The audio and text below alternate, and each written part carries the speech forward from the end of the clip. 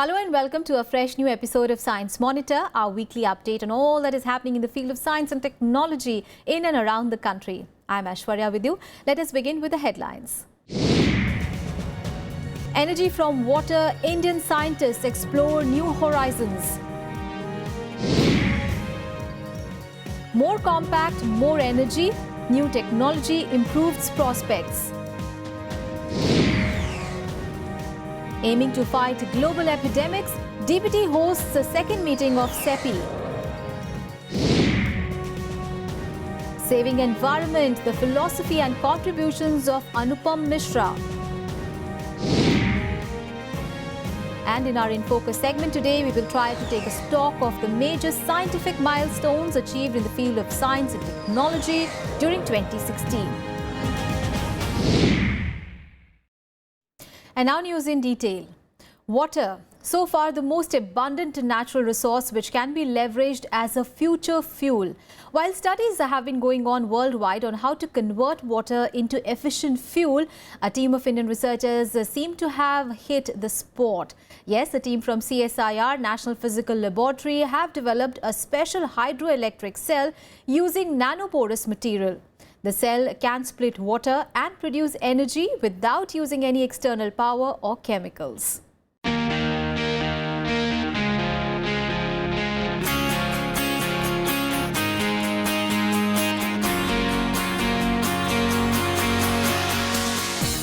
With the world fast moving towards alternate sources of energy, we have already deployed many renewable resources such as wind, solar and running water. But more or less all these resources suffer from few disadvantages like continuous availability and complicated heavy engineering. In this context, what if energy could be produced from the most easily available and inexpensive resource, water? Yes, it may now be possible with the new water splitting technology developed by a team of researchers at CSIR National Physical Laboratory.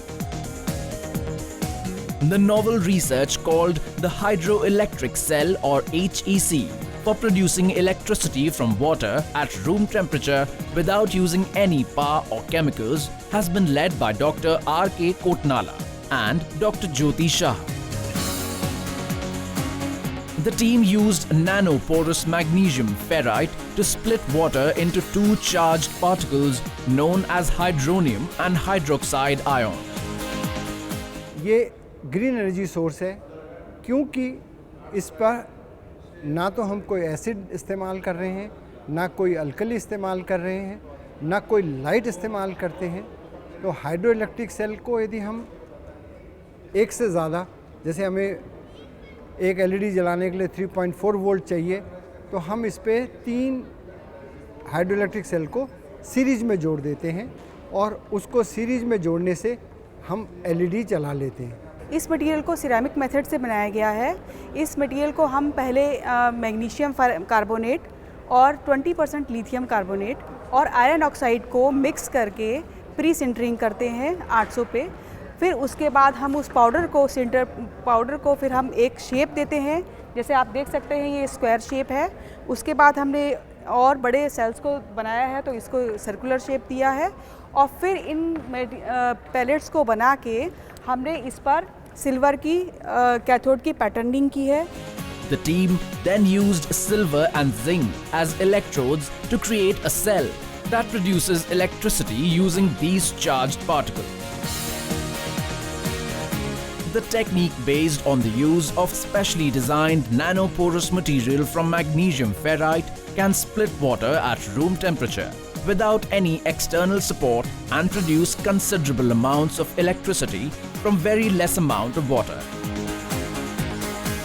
According to the team, the method requires just a few milliliters of water to generate up to 82 milliamperes of current and 0.98 volts. This much energy is enough to light up a few LEDs or even run a miniature plastic fan. The research has been published in the International Journal of Energy Research.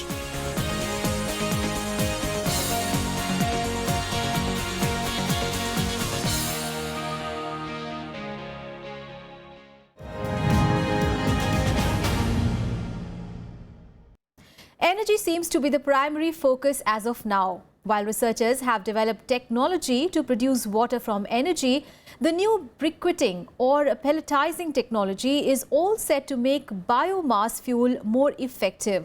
The technology, which densifies biomass to make it more compact and uniform, leads to less polluting, easily transportable, low-cost fuel from agricultural wastes.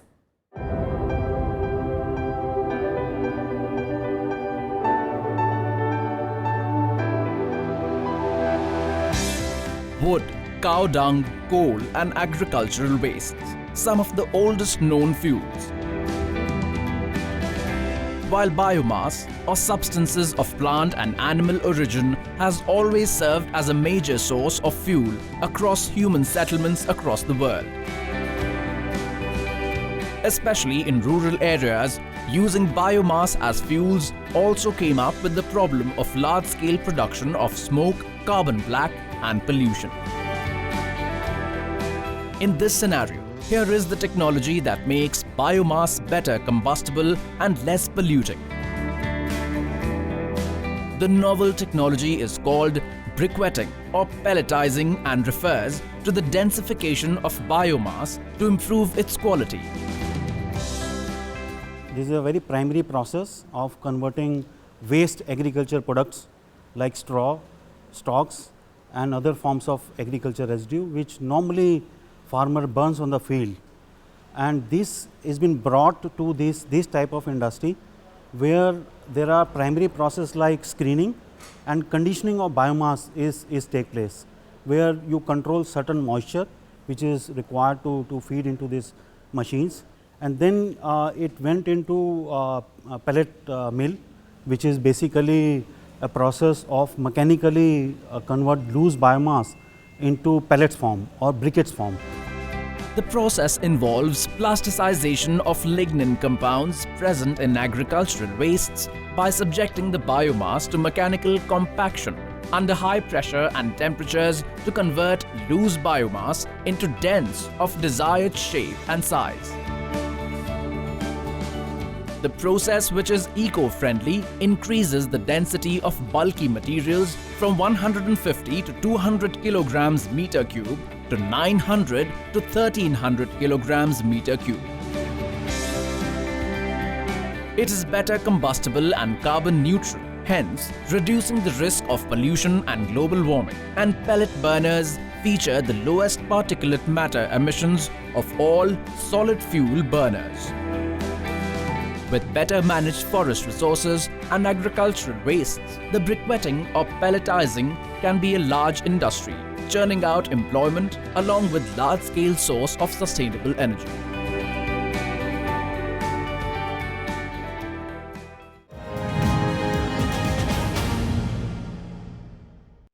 Zika, avian flu and Ebola.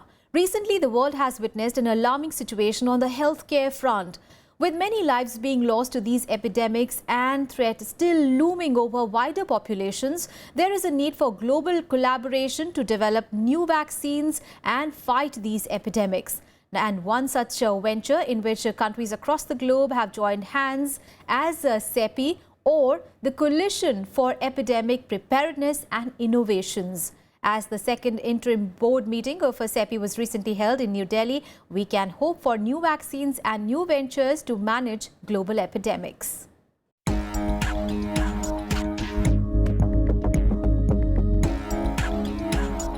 With changing weather patterns and environment conditions along with lifestyles, the incidence of emergence of new epidemics and resurgence of controlled pandemics have risen.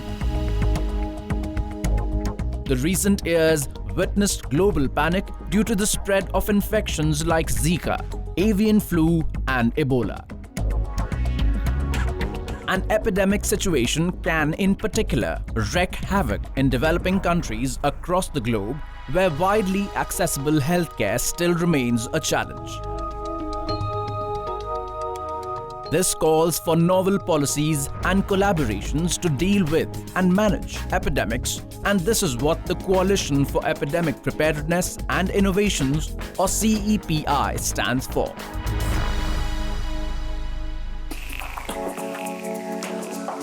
with the Department of Biotechnology parenting in the collaborative venture. Most recently, the second meeting of the interim board of CEPI was inaugurated at New Delhi by the Honorable Minister for Science and Technology and Earth Sciences, Dr. Harshvardhan. The meeting was attended by board members from countries in Asia, Africa, Europe, South and North America. The meeting focused on identifying disease priorities, future strategies and setting of permanent secretariat for CEPI. The structure of CEPI was laid on August 31, 2016 in London, and the interim board, the highest decision-making body of CEPI, is currently chaired by Secretary DBT, Professor K. Vijay Raghavan. The interim board has supreme decision-making authority for all funding, policy and product development aspects of CEPI's operations. The CEPI aims to finance and coordinate the development of new vaccines to prevent and contain infectious disease epidemics. India's participation in CEPI is expected to provide the opportunity to leverage vaccine development capacities in India.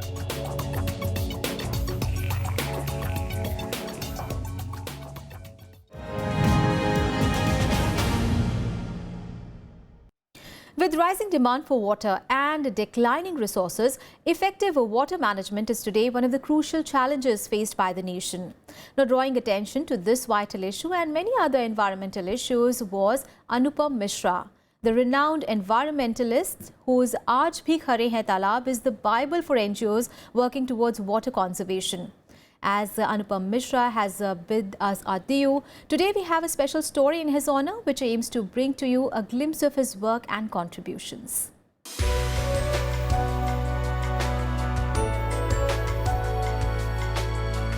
हमारे देश में बहुत सारा talent है, तो उस talent को मैं हिंदी में कहूँगा कि वो भूषण है। तो वो भूषण हम सब लोग अपने अपने समाज में पहचान सकें, देख सकें और उससे प्रेरणा लेके जो भी हमें सुविधाएं मिली हैं तो वो हम लोग कर सकें। These are the words by one of the most authoritative voice in the field of water conservation in India, Shri Anupam Mishra, a man of many faces. Anupam Mishra was a Gandhian ideologue, environmentalist, a journalist and an author who championed the revival of India's ancient and traditional ways of water conservation and rainwater harvesting models, which are cost-effective and eco-friendly.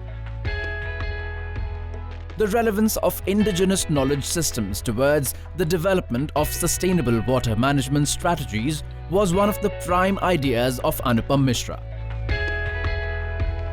His book, Aaj Bhi Khare Hain Talab, which comprise extensive field research on traditional pond and which has been translated into 19 different languages, is followed as a handbook by many non-governmental organizations working on water harvesting projects. He has also played an instrumental role in scripting India's first State of Environment report in 1980. A recipient of Jamna Lal Bajaj Award, Amar Shaheed Chandrasekhar Azad National Award and many others. Anupam Mishra was also the editor of the bi-monthly Gandhi Marg, published by the Gandhi Peace Foundation. Anupam Mishra, with his clarity on the state of water resources and rivers in India, has left behind a legacy which shows a direction for designing sustainable water conservation strategies based on local needs and traditional knowledge.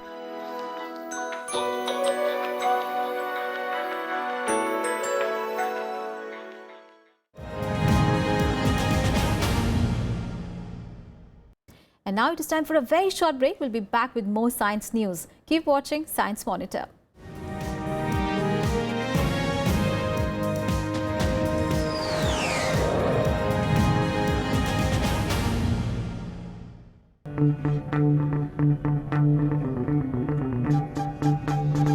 Art arisen from a multi-hued cultural canvas.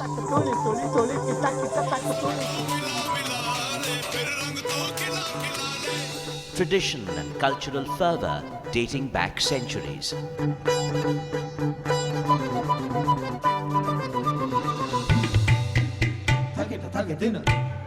And encircling them all, there's a magic that awes. Embrace your nation's brilliant human warmth.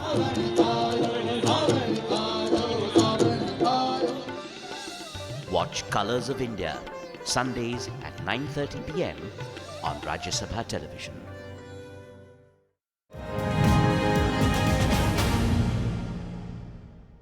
Welcome back. After the break, you're watching Science Monitor. Let us now have a look at some important science and technology activities happening in India and abroad in our next segment, Science Express.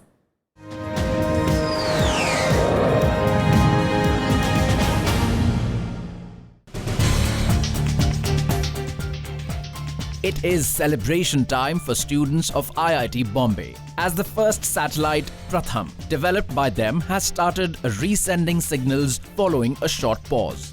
Pratham, which was launched by ISRO on September 26th, suddenly stopped sending signals in November, which has commenced again on December 17th. The microsatellite is designed to aid forecasting, tsunami and GPS error handling.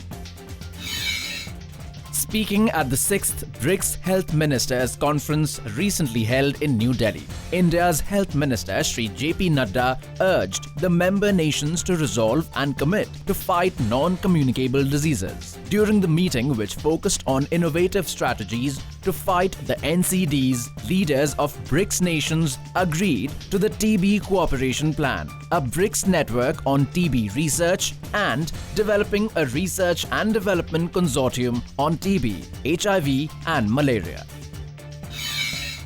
Adding to the world's known biodiversity, researchers of the World Wildlife Fund have discovered 163 new species in the Greater Mekong region of the northern Thailand.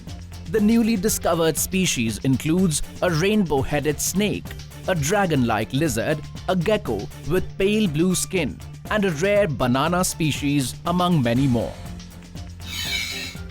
Based on the data collected over the years, it is evident now that year 2016 has been the hottest year on record. The announcement comes from World Meteorological Organization, who says that in the past few years, global temperature has seen a constant rise.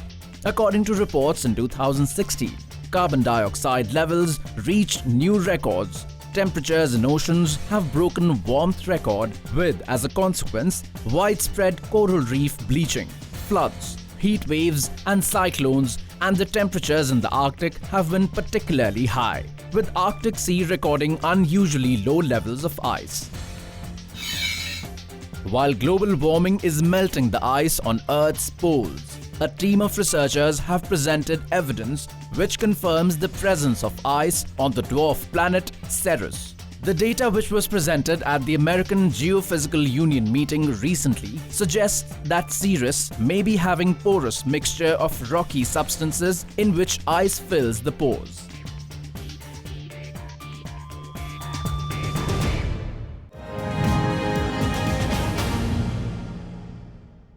The announcement of first detection of gravitational waves may be hailed as the greatest scientific feat of 2016. But the year has seen much more. 2016 marked a year of many glorious scientific feats. As the curtains draw and another year of intense scientific pursuit awaits us, join us as we celebrate the achievements of science during 2016 in our next segment, In Focus.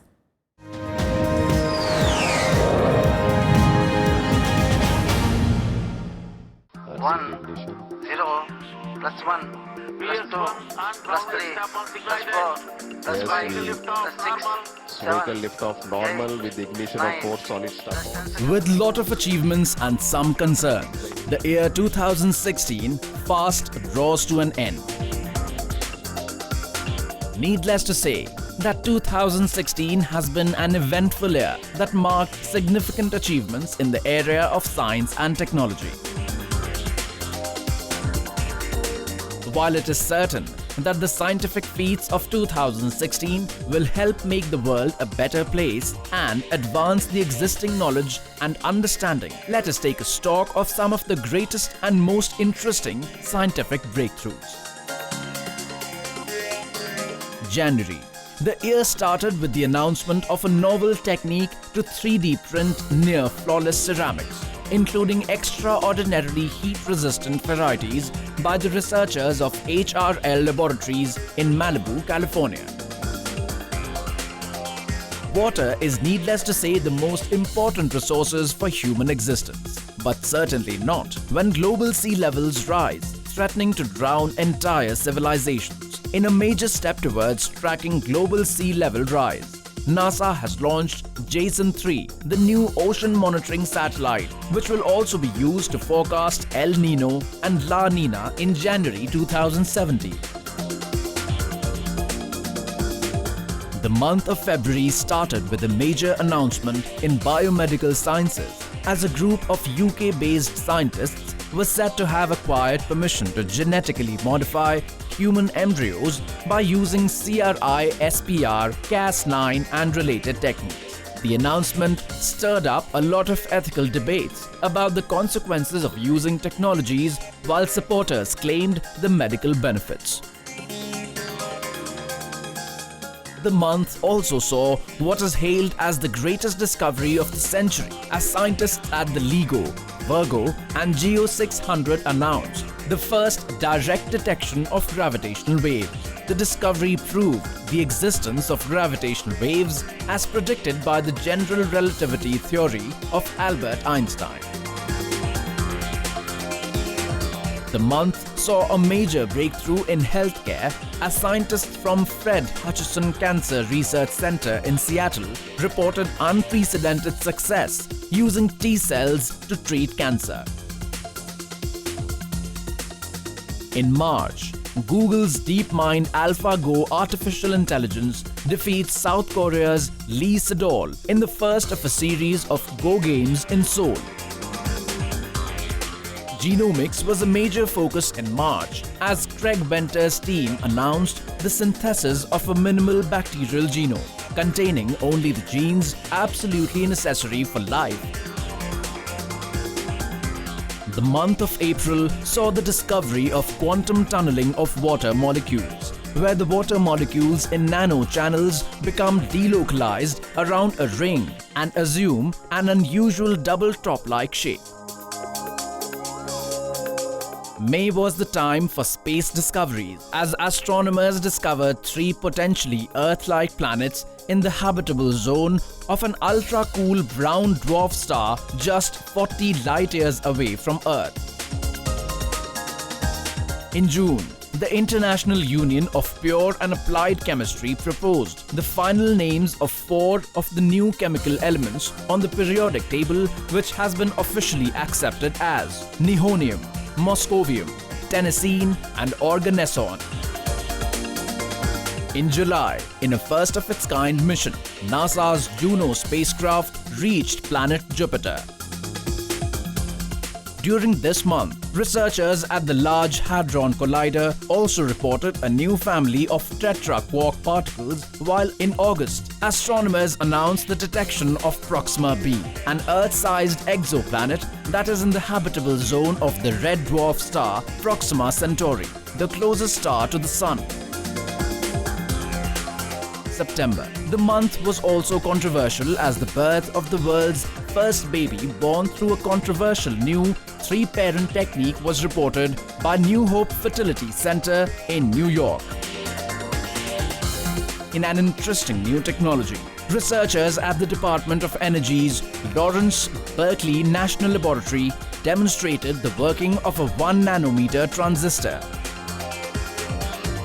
In November, on the space front, NASA's Mars Reconnaissance Orbiter discovered a huge deposit of water ice just under the surface of the planet Mars in the region known as Utopia Planitia. The major discoveries reported during December so far includes the discovery of the links between RNA splicing and aging by Harvard scientists, along with the design of the most vertically agile robot known as Salto, which can jump walls by the researchers at the University of California, Berkeley. While curtain falls on the year and another year dawns, we can expect many more scientific feasts in the coming year.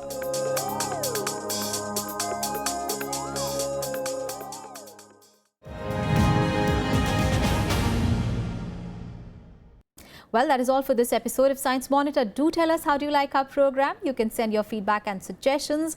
Our email ID is news@vigyanprasar.gov.in. You can also write into us at Vigyan Prasar, C24, Qutb Institutional Area, New Delhi 110016. Well, that is all for today. We'll be back with fresh news stories on science and technology again next week.